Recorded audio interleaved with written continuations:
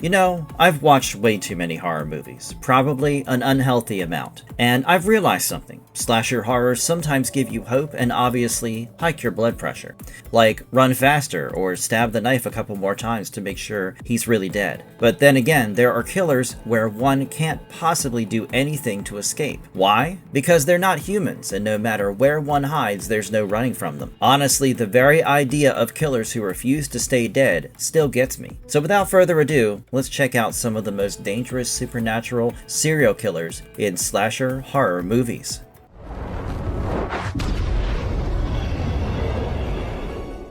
Michael Myers. Yeah, maybe I am being a tad bit partial to start the list with Michael Myers, but oh boy, Halloween sent chills down my spine. You see, no one really knew what Michael was. Yes, I said what, because there's no way that Michael was a human being. And I'm not talking about the feelings or stuff here that makes a person inhuman. No.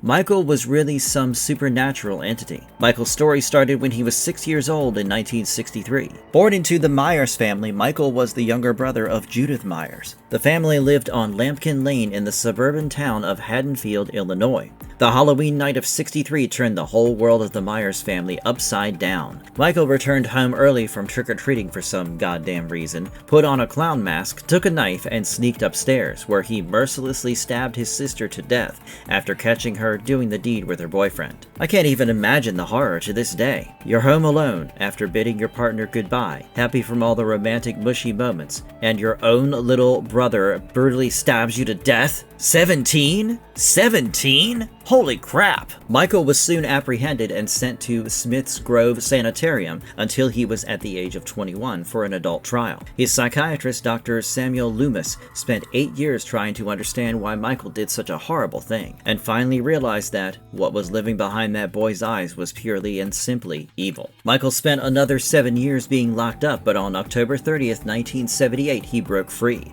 and thereupon began his killing spree all over again. Michael had no motives for the homicides. He had no conscience whatsoever because the man made his dinner out of a dog, for God's sake. Back in his hometown, Michael went back to his old house, donned a mask, and started stalking young girls, whom obviously he would kill later along with their boyfriends.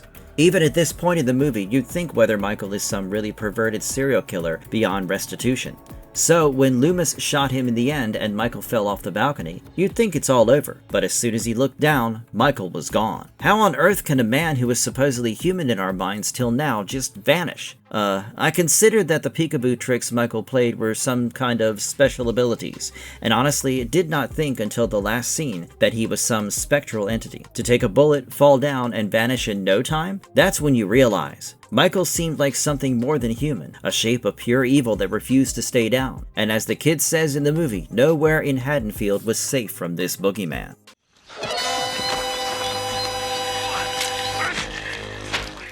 Jason Voorhees. When I started with Michael Myers, I'm sure you knew I would be going ahead with the notorious trio, and obviously up next we have Jason Voorhees. Jason did what a lot of parents couldn't. He scared the shit out of us. So much so that we never really fought over camping trips. At least for a few years. Honestly, the birth of Jason as a supernatural killer is kinda sad because when he came back, apparently from the dead, Jason was driven by an insatiable need to avenge his mother, Pamela Voorhees, who was the killer in the first part. Let me tell you a little bit about why Pamela turned into a killer and how Jason became undead. Jason was born as a human in the small town of Crystal Lake in 1946, but he was born with severe facial deformities and developmental disabilities. In short, Jason didn't exactly come off as a regular kid, and Pamela kept him isolated from the community to protect him from being bullied for his looks.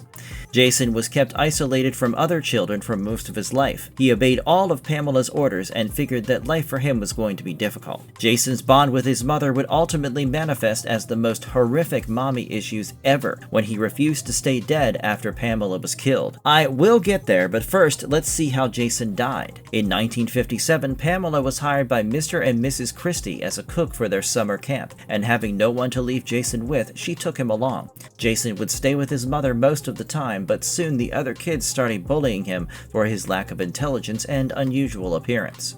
Eventually, Jason drowned in Crystal Lake while the counselors were not paying attention. The counselors were supposed to supervise this kind of behavior, but were distracted by casual sex, and that adds up to why Jason's kills are over-the-top violent when someone is getting cozy. I mean, if you are a fan of Friday the 13th, you cannot help but say they are going to die badly in such a situation.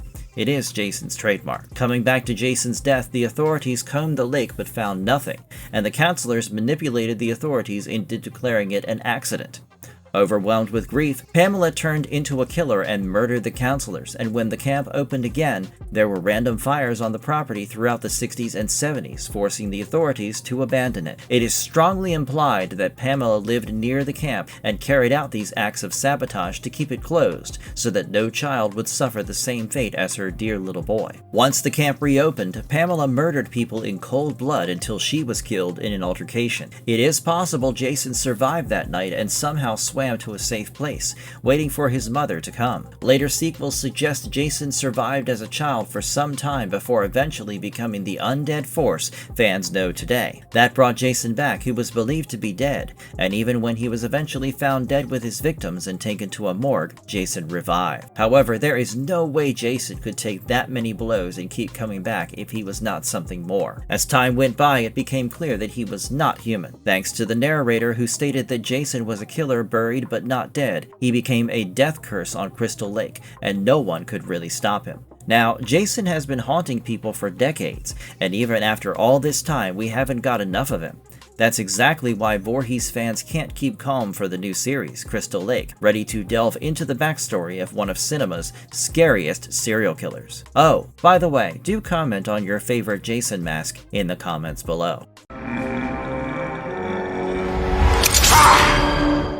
Freddy Krueger. It's nearly impossible to say who is scarier among Freddy, Jason, and Michael, but for me, the way Freddy haunts, man, there can't be anything more tormenting than that. You literally can't have one night of peaceful sleep if you're on Freddy Krueger's hit list. And what do you mean he has a glove with claws for a hand? Like, what the? Anyway, Freddy Krueger's journey as a paranormal killer proved that even death could not stop his heinous acts. Frederick Charles Krueger was born to a woman named Amanda, who was apparently sexually assaulted by over 100 psychopaths. The resulting offspring was this gruesome man who became a serial child murderer in Springwood. In no time, Freddy became infamously known as the Springwood Slasher, who was caught by the police but had to be released on some grounds of technicality. The original film tells us that it was because someone did not sign the search warrant in the appropriate place. The parents then took things into their own hands, tracked Freddy down, and found him in a boiler room where he took his victims.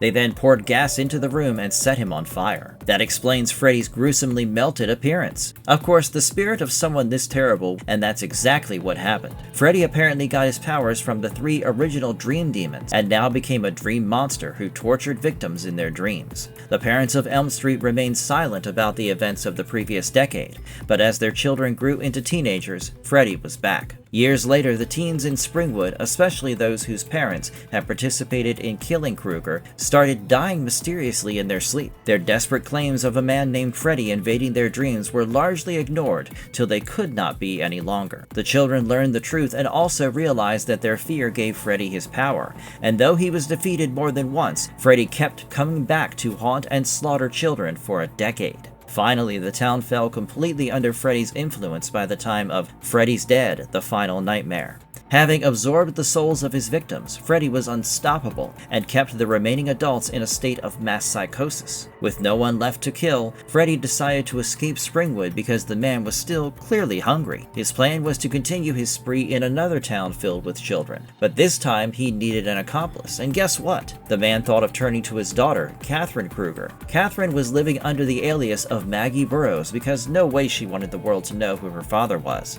When Krueger finally reached her, he tried to manipulate her into doing his bidding. Thankfully, Maggie proved that his murderous tendency was not something she had inherited. Rather, she teamed up with a dream psychiatrist, and after successfully pulling Freddy out of the dream realm, she stabbed Krueger with his own glove and then drove a pipe bomb into his chest. And the nightmare ended. That's what I call poetic justice. Chucky. Ever since his debut in 1988, Chucky has become a pop culture phenomenon, who, by the way, has also been my last-minute Halloween costume quite a few times. Honestly, he is kind of useful in other ways. You tell any kid his story and boom, no more throwing fits at Target. Not really proud of relying on this method, but trust me, it works. So, how did a harmless good guy doll turn into a horrifying serial killer? Story time! Charles Lee Ray was a dangerous serial killer. After a botched robbery, he was fatally shot by Detective Mike Norris, but before he died, he managed to get into a toy store and, using a voodoo ritual, transferred his soul into a doll. By the time Norris found his body, the damage was already done. Chucky soon found a home when Karen bought the doll as a birthday gift for her son, Andy. Things started going downhill when Andy began saying that Chucky wanted to watch TV. Maggie, who was babysitting him, thought he was just playing, but to her horror, Chucky came to life and killed her. When poor Andy, who was being investigated, claimed that Chucky was responsible, no one believed him. Chucky kept doing what he did best, murdering. He manipulated Andy and used him to get close to more victims, which eventually led to Andy being placed under observation in a hospital. Fortunately, Karen discovered the truth when she saw Chucky operating without batteries. When she confronted him, he attacked her. Karen informed Detective Norris, but before they could stop him, they learned the voodoo spell was flawed. Chucky had to transfer his soul into the first person he had revealed his true identity to, and that was Andy. When his former mentor refused to help him, Chucky murdered him using a voodoo ritual. He then tracked Andy to the hospital, killing along the way like he was getting snacks, and was finally stopped when Detective Norris shot him in the heart. Even then, Chucky proved incredibly resilient, continuing to attack in a completely burnt state. They thought it was over, but Chucky kept coming back. And yes, he even had a kid. Though I wish it had been with Annabelle. It was actually with Charles' ex-girlfriend, Tiffany Valentine. Pinhead. Not gonna lie, I was a little conflicted over whether or not to include Pinhead in the list, but then again, Hellraiser has enough slasher DNA, and Pinhead is just too iconic to not be mentioned here. We know for a fact that Pinhead was way worse than any regular serial killer. For starters, he did not really deliver a swift death, and thought that whatever unspeakable abuse he did to his victims was actually some kind of favor. As we all know, Pinhead was the leader of the Order of the Gash, a dark sadomasochistic sect whose followers were the demonic torturers known as the Cenobites. Obviously, Pinhead wasn't born with all the needles in his head, so the question is, how did it happen? Before becoming the Hell Priest, Pinhead was an educated Englishman who worked in the army. Named Captain Elliot Spencer, he fought during World War I under the British Expeditionary Force. However, the bloody experiences of battle traumatized him deeply, and he developed survivor guilt. Captain Elliot began losing hope in both God and humanity and slipped into a nihilistic hole where he led life as a drifter. Elliot indulged in a hedonistic and morally unrestrained lifestyle, and in 1921, he ended up in British India. There, he came across the mysterious puzzle box known as the Lament configuration, and the moment he solved it, all hell broke loose. Hooked chains tore into him and dragged him into another dimension known as the Labyrinth, where he was transformed into Pinhead and lost all memory of his human life. In his new avatar, Pinhead would ruin anyone's life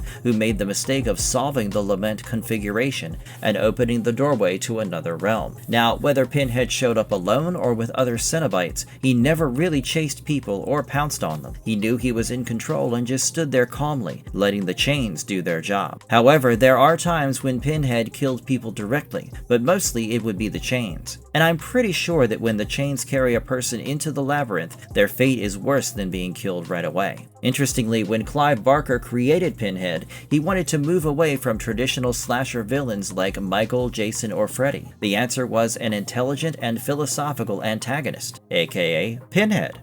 Candyman. Sure, Halloween and candy is a classic combo, but what happens when those sweet little treats get tangled in a horror story? Well, that's when you get Candyman, the urban legend with a hook for a hand who is constantly driven by vengeance. Actually, Candyman's origins go way back before the films made him famous. It all started in 1985 when English writer Clive Barker introduced the idea in Books of Blood through a short story called The Forbidden. Yes, it's the same man who created Pinhead. But the famous backstory most fans know today came from the films, where Candyman was reimagined as Daniel Robitaille. In the film version, Daniel Robitaille was the well-educated son of a wealthy black family in the late 19th century. So Daniel grew up in high society. He got sent to the best schools and grew up to be a well-mannered gentleman. He made a name for himself as a painter. Sounds normal enough, right? Except in 1890, Daniel was commissioned to paint Caroline Sullivan, the daughter of a wealthy plantation owner. And yep, he fell in love with her and got her pregnant. Oops. When the news broke, Daniel was hunted down and brutally murdered simply because he was not born noble. Caroline's father sent out a gang to beat him, who chopped off his hand and replaced it with a hook. Oh, and the bees got involved because he was covered in honey so that the insects would sting him to death, all while an angry mob watched and rooted for him to die.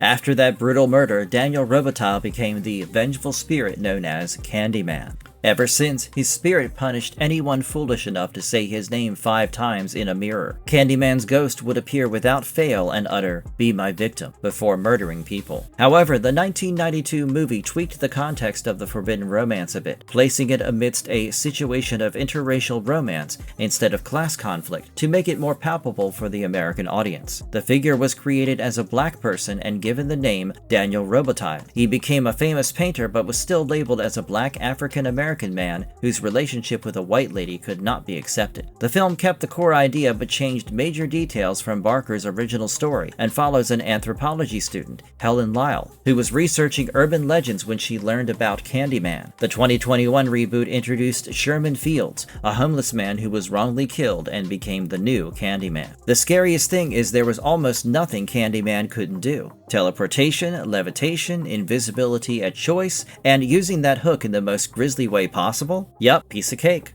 Add in swarms of bees and near invulnerability, and you wouldn't want to stand in front of the mirror and try the stunt of summoning him.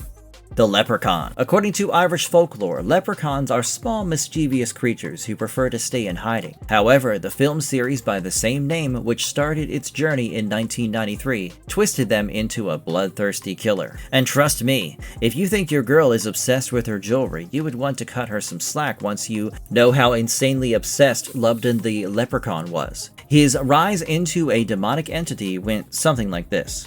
According to later franchise lore, Lubden's story stretches back over 1,000 years into old Irish royal history. He thus summoned all magical beings around him, and the leprechaun did what he wanted. He gave the king magic in return for gold. During this time, a knight tried to steal the king's gold, but all the other little monsters ambushed him and killed him. Once the king died, the others went back to their homes and lived in peace, but Lubden made it his life's mission to safeguard the gold. He went through time and space to keep the pot of gold safe and proudly kill anyone who tried to lay their hands on it. By then, Lubden had already lived for centuries, and with each passing day he grew increasingly possessive of his gold. While his main motivation was always the gold, the leprechaun was also sadistic when it came to women, and finally came a point when he started a murderous rampage to keep his gold, and the little greedy bastard has killed over a dozen people throughout the film franchise. Across the franchise, the leprechaun murders people in brutally creative ways whenever they get between him and his gold. That's not it. He even prides himself on displaying his victims' bodies like gruesome poetry. For instance, Ian Joyce's body was hung from a door. Also, the leprechaun's horrific use of magic might scare off Voldemort. Yes, you heard that right. This Irish fiend uses magic mercilessly to slaughter people who desire to keep his gold,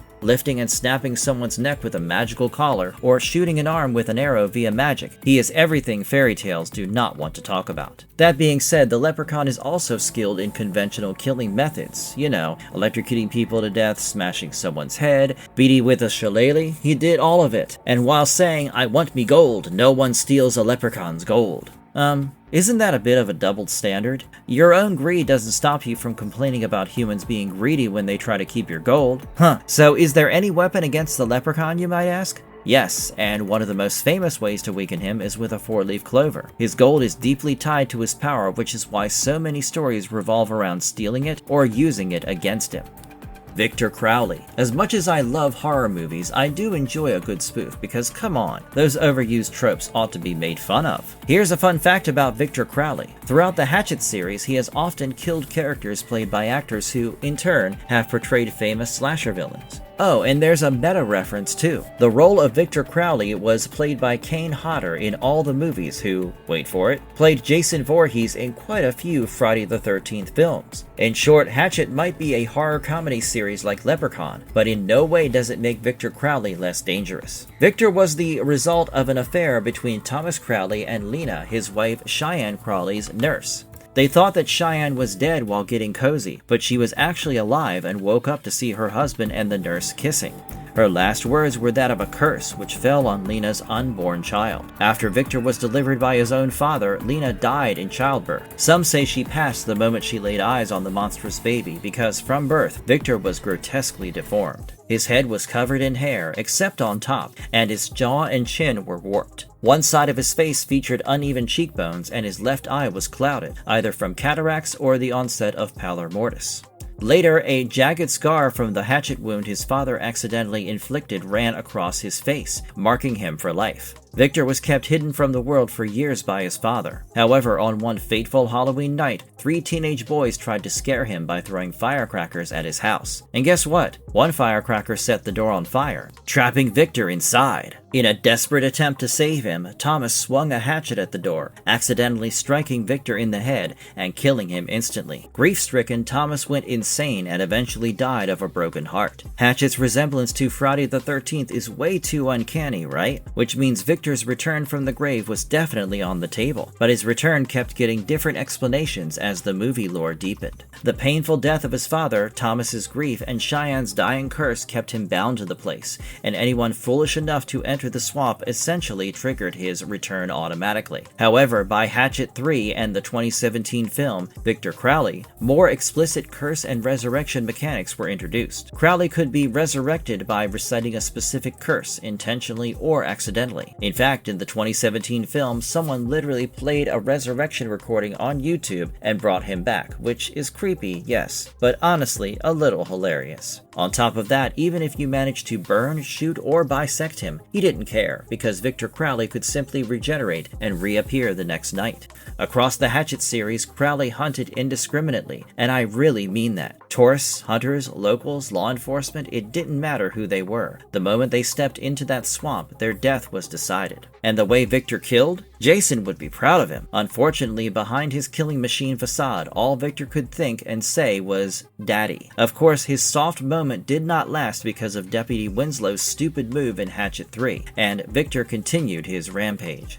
Pumpkinhead. Remember Sam from Trick or Treat? Yeah, the little guy who kills anyone who disrespects Halloween traditions and literally has a jack-o'-lantern for a head? Now imagine something way worse, because this creature is 1,000 times more terrifying and doesn't even need a pumpkin head to mess you up. So Pumpkinhead is the titular main antagonist of the franchise, and unlike your usual slashers, this thing is a full-blown demon of vengeance. His origins and looks have shifted over the movies, but for this list I'm sticking to his very first appearance and origin. I am not going to bore you with every tiny detail about how he looked. Just know that Pumpkinhead was just wrong on every level. Pale skin, an abnormally large deformed head, bright eyes with reptilian pupils, and the no-nose, slit-nostril look could have scared Voldemort away. Add a huge mouth full of sharp human-like teeth and a completely hairless body with a long wrinkled neck, and you got Pumpkinhead. But honestly, none of that is the scariest part, because Pumpkinhead is not just some random monster running around killing people randomly. He has to be summoned by someone who wants revenge so badly that they are willing to unleash hell itself, and that someone was Ed Harley, who as a child had already witnessed the horror of Pumpkinhead. Years later, all a widowed Ed had was his young son, Billy, and when the boy was accidentally killed by a group of reckless teens, he was shattered. Ed chose vengeance and brought the demon back, and here's where it gets really tricky. You don't call Pumpkinhead and sit back and watch. Instead, the person gets psychically linked to it, meaning every single brutal kill it carries out is felt by the summoner too. And dude, Pumpkinhead looked like he enjoyed killing way more than a kid on a sugar rush. He dragged things out, played with his victims, and actually even let them run for a while, just so he could hunt them down again to give them the worst possible death. However, he did not kill anyone and everyone. Pumpkinhead stuck to the hit list, but if someone was dumb enough to interfere, he did not hesitate in killing them too. Coming to his killing methods, Pumpkinhead is kinda creative, not gonna lie. His main weapons were his massive claws that could rip through pretty much much anything, and if that wasn't enough, he got a long tail with a sharp barb that he used to impale his victims. Moreover, Pumpkinhead was a smart and calculating devil. He knew how to use his surroundings to his advantage, somewhat like Jason or Michael, but way more vicious. He grabbed whatever was around and turned it into a weapon. The demon kills with savage creativity throughout the film. He got impaled straight through the chest with a shotgun. Even Clayton Heller was literally slammed around like a punching bag before being finished off in the opening credits. Oh, and here's a fun fact. Have you ever noticed that Pumpkinhead looks eerily similar to xenomorphs? No, we have not been imagining things, because it turns out the director of Pumpkinhead, Stan Winston, was the special effects artist who designed the alien queen in Cameron's Aliens in 1986.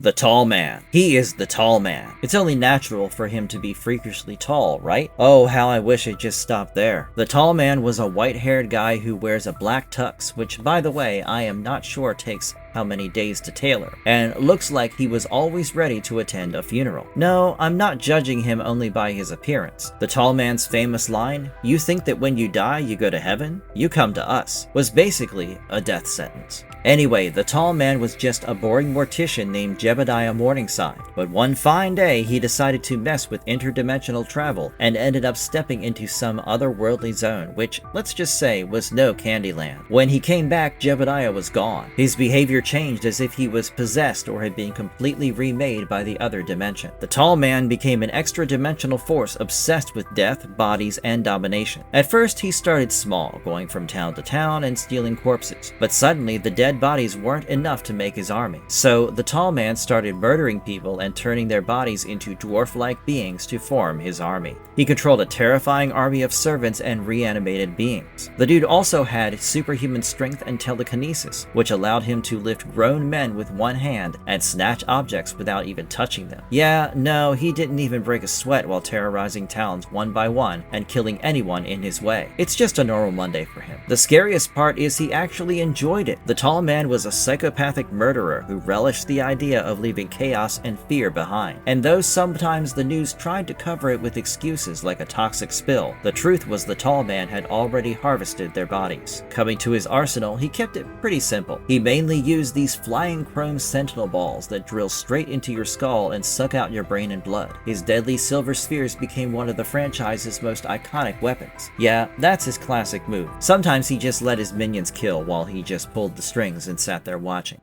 The Creeper. For slasher horror fans, the Creeper is an OG supernatural killer. I remember watching the first movie when I was around 6, and trust me, I had nightmares of that reptile-like face for 3 days straight. I still question my brother's discretion for letting a 6-year-old watch those monstrous eyes. See, we know that the Creeper was some centuries old, but its exact origin remains a mystery. Still, thanks to issues 1 and 2 of Jeepers Creepers by Mark Andreyko and Kuber Ball, expanded material hinted at how the Creeper may have been tied to ancient human civilizations. Some expanded stories loosely connect the Creeper to an ancient ritualistic worship, where humans were offered as sacrifice. Basically, the Aztecs kept an entire lineup of young men ready to be offered as food, and during the sacrifice, the priest prayed while the heart was cut out from the man's chest. The smell of the fresh, warm blood summoned the dragon god, aka the Creeper, in modern times. It eats lungs so it can breathe, and eyes so it can see. It all becomes a part of it. Whatever it eats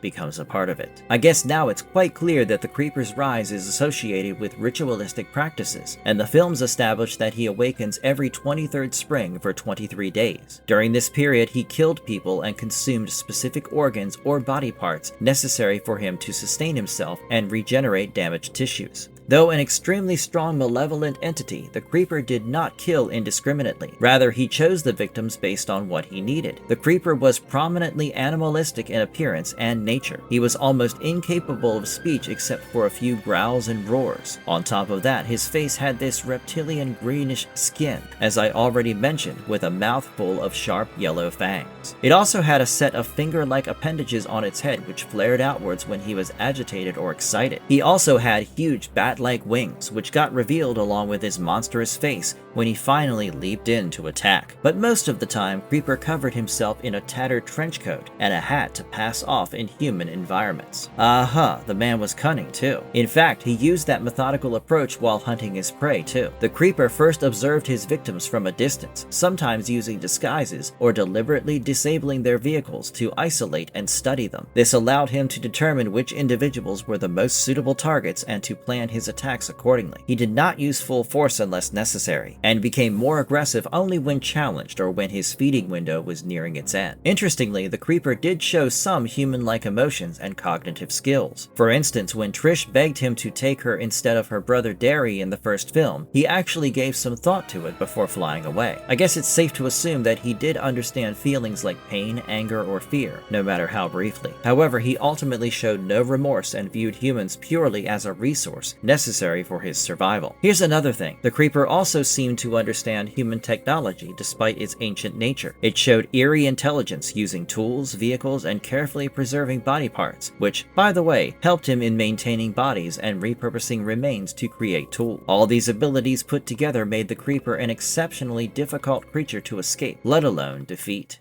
Art the Clown. Art has always been a sadistic killer who appeared on Halloween nights to psychologically torment people before killing people. His origins go back to the short film The Ninth Circle, where he played a supporting role in abducting a woman and delivering her to a satanic cult. So even before he appeared in Terrifier, his evilness had already been established. He later returned in the short film Terrifier in 2011, where his identity as a stalker who toyed with his victims before killing them was defined even more. In his first full-length outing, Art was ultimately killed, but death just started his story. After his death, Art was brought back through a sinister supernatural force, later linked to the Little Pale Girl. Naturally, when someone as malicious as Art was brought back from the dead, he became unstoppable. Literally, because the resurrection made him far harder to kill than any ordinary human. Visually, Art was the exact opposite of Pennywise if we compare these two clown creatures. While the latter embraced a full-on, vibrant costume, Art presented himself as a black and white clown with a small hat. His face was pale and painted with exaggerated dark features. He also carried a small trash bag with crude, improvised weapons. He was a very scheming killer who often kept his victims alive to see how much pain they could tolerate before finally ending their lives. There's another thing that sets Art apart. Unlike many silent slashers, he was highly expressive and often used exaggerated gestures to communicate. As far as his kills are concerned, they got increasingly violent. In Terrifier 2, he kept Allie alive and subjected her to unbearable mutilation. Her left eye was sliced vertically and she was scalped with scissors. Then Art cut her back open, broke her arm, and split her hand down to the forearm. It didn't stop there. She was repeatedly sliced, doused in bleach with salt rubbed into her wounds, and a part of her face was torn off. Wait, there's more! Art even sawed chunks of her legs away, all while she was breathing. Then, in Terrifier 3, characters like Rat met an even more extreme fate, being frozen with liquid nitrogen and then smashed apart against a table like they're nothing more than an object. Honestly, the horror market did nasty things to clowns, dude. Alright guys, that's all for today. I know there's no point checking inside my closet or under the bed anymore because that's the thing. These killers can spawn out of nowhere. They don't care or need to hide, which makes it all the more terrifying. I gotta go watch at least some cartoons before bed. Do drop your thoughts in the comments below and let us know your favorite pick from the list. I'll see you in the next one. Bye!